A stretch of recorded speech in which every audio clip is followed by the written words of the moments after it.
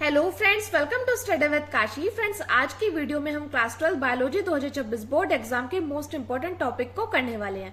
Friends, आज की video बहुत ज्यादा इंपॉर्टेंट होने वाली है क्योंकि आज की वीडियो में हम क्लास 12 बायोलॉजी के 70 महत्वपूर्ण टॉपिक को करने वाले हैं जो कि हमारे बोर्ड एग्जाम में हर साल रिपीट होते हैं और इस बार भी आने के इसके पूरे चांसेस है। तो चलिए फ्रेंड्स, हम अपनी वीडियो को स्टार्ट करते हैं। देखिए फ्रेंड्स, यकीन मानिए अगर आपने 70 महत्वपूर्ण टॉपिक कर लिए ना तो आपके 70 में से 70 नंबर पक्के हैं। अब आप सोच रहे होंगे मैम ऐसा क्यों? क्योंकि देखिए फ्रेंड्स, बायोलॉजी का जो सिलेबस है हमारा फिक्स है। कई बार क्या होता है, कई बार बच्चे डर जाते हैं कि बायोलॉजी है, क्लास 12 है, तो इस वजह से बच्चे डर जाते हैं। तो देखिए घबराने की जरूरत नहीं है। यकीन मानिए बायोलॉजी का जो सिलेबस है वो बिल्कुल फिक्स है।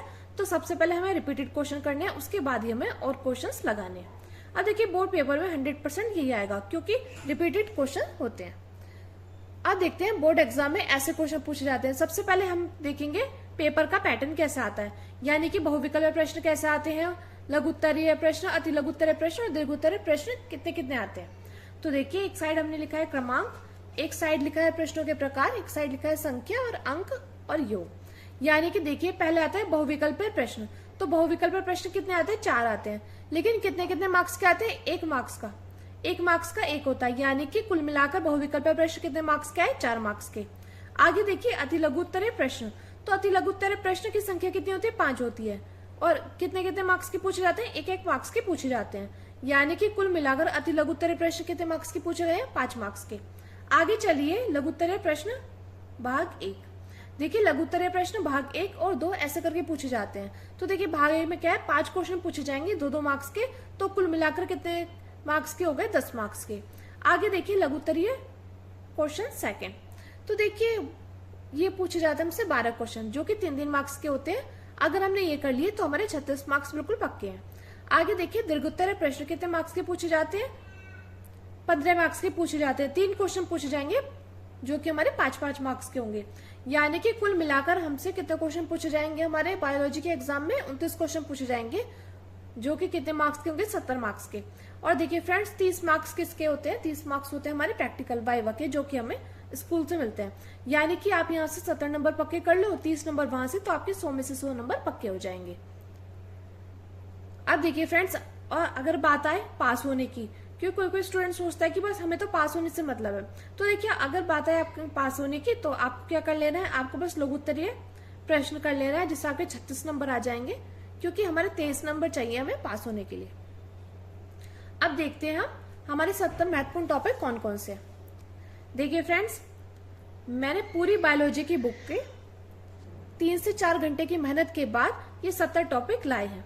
अगर आपको हमारी वीडियो अच्छी लगे तो प्लीज लाइक करिएगा, ज्यादा से ज्यादा लोगों में शेयर जरूर करिएगा और एक प्यारा सा कमेंट जरूर कीजिएगा, क्योंकि आपका कमेंट हमारे लिए मोटिवेशन काम करता है। तो देखिए फ्रेंड्स, हमारा पहला टॉपिक है अपरिपक्व परागकोश का चित्र। देखिए फ्रेंड, चित्र हमारे बायोलॉजी के एग्जाम में बहुत ज्यादा इंपॉर्टेंट है, क्योंकि देखिए हमारे बायोलॉजी के एग्जाम में ना तो हमसे फॉर्मूले पूछे जाएंगे, ना हमसे न्यूमेरिकल पूछे जाएंगे। तो देखिए सबसे ज्यादा जो रोल होगा वो होगा चित्र का। और देखिए जिस क्वेश्चन के आपको चित्र आते हो तो उनका अच्छे से प्रैक्टिस करना, क्योंकि देखिए चित्र भी इसमें 7 से 8 ही हैं कुल मिलाकर। तो आपको क्या कर लेना है, वो चित्र एकदम तैयार कर लेना है, क्योंकि हमसे कभी 3 मार्क्स के कभी 5 मार्क्स के ऐसे डायरेक्टली पूछ लिए जाते हैं। तो देखिए अपरिपक्व परागकोश, देखिए बहुत ज्यादा इंपॉर्टेंट है। अपरिपक्व परागकोश का चित्र, अपरिपक्व का मतलब कि जो पका हुआ न हो। अब देखिए अगला है परिपक्व परागकोश का चित्र, जो पका हुआ हो। आगे देखिए आगे आता है आवर्त बीजी बीजांड का चित्र। तो देखिए फ्रेंड्स, यहाँ से हमारे कितने क्वेश्चन तैयार हो गए? 3 क्वेश्चन तैयार हो गए जो कि चित्र के। तो देखिए चित्र बहुत ज्यादा इंपॉर्टेंट है। अगर आपने बायोलॉजी ली है तो आप जानते हैं कि बायोलॉजी के एग्जाम में चित्र बहुत पूछे जाते हैं। आगे देखिए आगे पूछता है परागण व इसके प्रकार। देखिए फ्रेंड्स बहुत ज्यादा इंपॉर्टेंट है परागण। और परागण कितने प्रकार के होते हैं फ्रेंड्स? 2 प्रकार के होते हैं। एक तो होगा स्वपरागण, एक होगा परपरागण। तो देखिए आपको इन दोनों के बारे में अच्छे से पता होना चाहिए, क्योंकि हमसे अति लघु उत्तरीय प्रश्न में भी पूछ लेगा परागण किसे कहते हैं, तो आपको मालूम होना चाहिए। आगे देखिए आगे बात आती है द्विनिषेचन की। तो देखिए बहुत ज्यादा इंपॉर्टेंट टॉपिक है, इस पर भी आप स्टार लगा लीजिएगा। अगला देखिए अनिषेक फलन। अनिषेक फलन किसे कहते हैं ये आपको पता होना चाहिए। देखिए फ्रेंड, जितने भी टॉपिक मैंने आपको बताई है आपको इनके बारे में बिल्कुल डिटेल पता होना चाहिए, क्योंकि एग्जाम में हमसे घुमा फिरा कर कहीं से भी क्वेश्चन पूछा जा सकता है। और देखिए क्वेश्चन पेपर इन 70 टॉपिक से बाहर नहीं जाने वाला, ये आप गारंटी से लिख कर ले लो। आगे देखिए आगे लघु बीजाणु जनन। तो देखिए अनिषेक फलन हो गया, लघु बीजाणु जनन हो गया, गुरु बीजाणु जनन हो गया। देखिए ये बहुत ज्यादा इंपॉर्टेंट है, इसमें से एक न एक तो जरूर आएगा, या तो लघु बीजाणु जनन आ जाए या आ जाए गुरु बीजाणु जनन, तो आपको कोई से भी टॉपिक छोड़कर नहीं चलना। अब देखिए आवर्त चक्र, आवर्त चक्र के बारे में भी आपको अच्छे से पता होना चाहिए। अब देखिए आगे अंडाणु जनन, यानी कि जो अंडे से प्राप्त हो उसको बोलेंगे अंडाणु जनन। देखिए अंडाणु जनन बहुत ज्यादा इंपॉर्टेंट टॉपिक है। शुक्राणु जनन की बात करें, शुक्राणु जनन, तो देखिए जितने भी जनन है ये बहुत ज्यादा इंपॉर्टेंट है। अंडाणु जनन हो गया, शुक्राणु जनन हो गया, लघु बीजाणु जनन हो गया, गुरु बीजाणु जनन हो गया। तो देखिए बहुत ज्यादा इंपॉर्टेंट टॉपिक है हमारा। अब आगे देखते हैं, आगे देखिए मनुष्य में यौन संबंधी रोग, तो देखिए ये भी आपको तैयार कर लेना है। और देखिए आगे देखिए परिवार नियोजन, यानी कि परिवार में हमें कितने सदस्य होने चाहिए, तो ये है परिवार नियोजन। अब देखिए परिवार नियोजन ये बहुत ज्यादा इंपॉर्टेंट टॉपिक है। और मनुष्य में यौन संबंधी रोग, इनको आपको तैयार कर लेना है। आगे देखते हैं, आगे देखिए आगे है आनुवांशिक रोग, जिसको बोलते हैं जेनेटिक रोग भी बोलते हैं। तो देखिए ये बहुत ज्यादा इंपॉर्टेंट टॉपिक है, आनुवांशिक रोग जिसको जेनेटिक रोग भी बोलते हैं। और देखिए प्रभाविता तथा अप्रभाविता का नियम। देखिए फ्रेंड्स कोई भी ऐसा बोर्ड एग्जाम होगा नहीं जिसमें प्रभाविता और अप्रभाविता से क्वेश्चन आए हो। देखिए बायोलॉजी में बहुत ज्यादा इंपॉर्टेंट रोल है इनका। आगे देखिए एक संकर संकरण व द्विसंकर संकरण, ये फ्रेंड्स बहुत ज्यादा इंपॉर्टेंट टॉपिक है। आगे देखिए अपूर्ण प्रभाविता, ये फ्रेंड्स बहुत ज्यादा इंपॉर्टेंट है। आगे देखिए मेंडल का नियम, देखिए मेंडल का नियम तो आपने 10th क्लास में पढ़ा होगा, 11th क्लास में और 12th क्लास में। तो देखिए मेंडल का नियम तो आप जानते हैं कितना इंपॉर्टेंट है। मेंडल ने कितने नियम दिए थे? 3 नियम दिए थे। कौन कौन से नियम दिए थे? एक तो दिया था हमारा प्रभाविता का नियम, एक दिया था पृथक्करण का नियम और एक दिया था स्वतंत्र अपवहन का नियम। ये आपको पता होना चाहिए, प्रभाविता का नियम, स्वतंत्र अपवहन का नियम और पृथक्करण का नियम।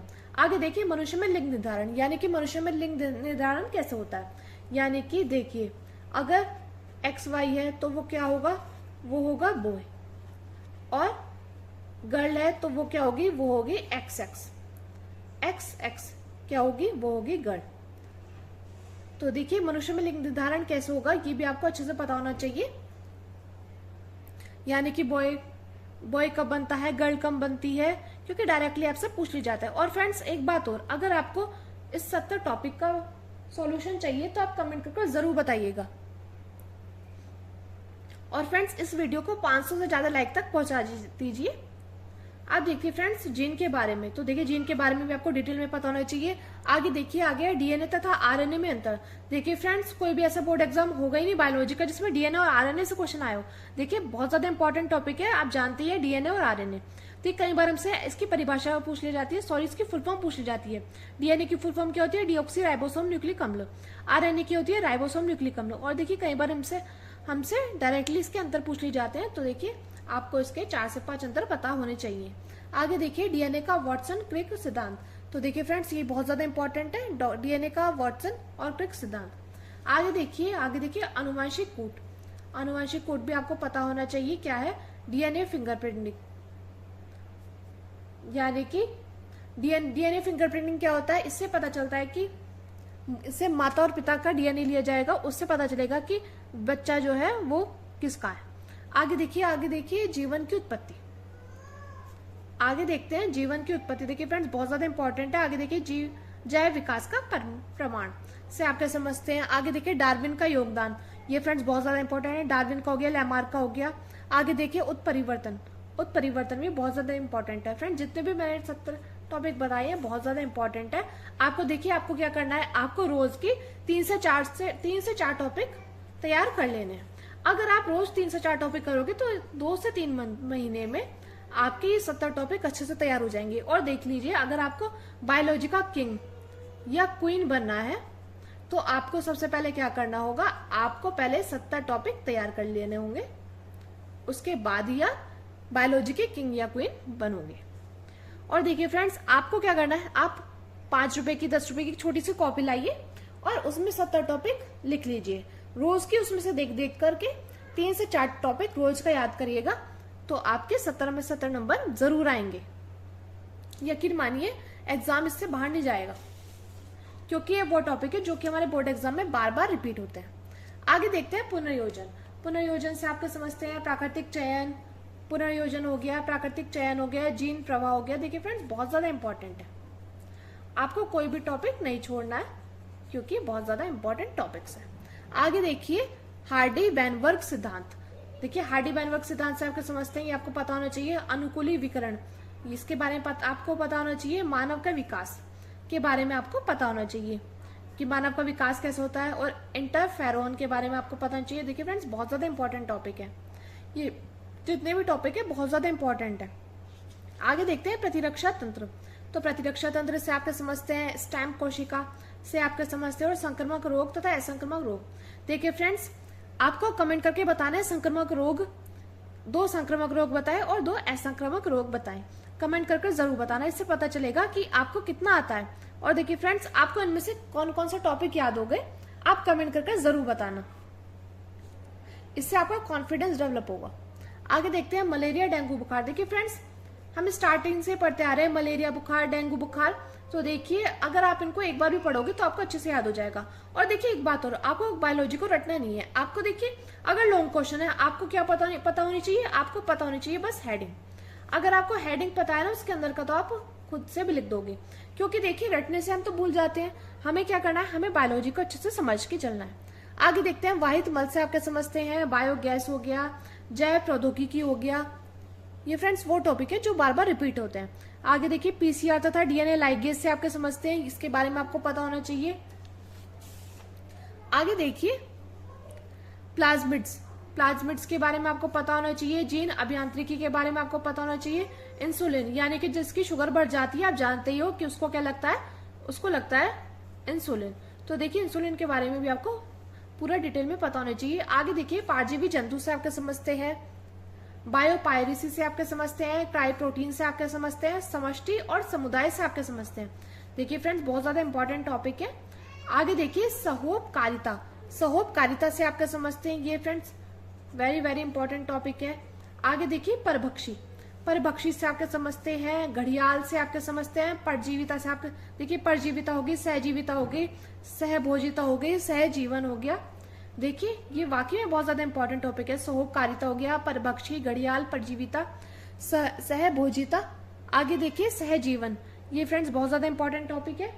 आगे देखिए अनुकूलन में बहुत ज्यादा इंपॉर्टेंट टॉपिक है। अनुकूलन हो गया, मरुद्भिद हो गया, ये वो टॉपिक है जो कि हमारे बोर्ड एग्जाम में बार बार रिपीट होते हैं।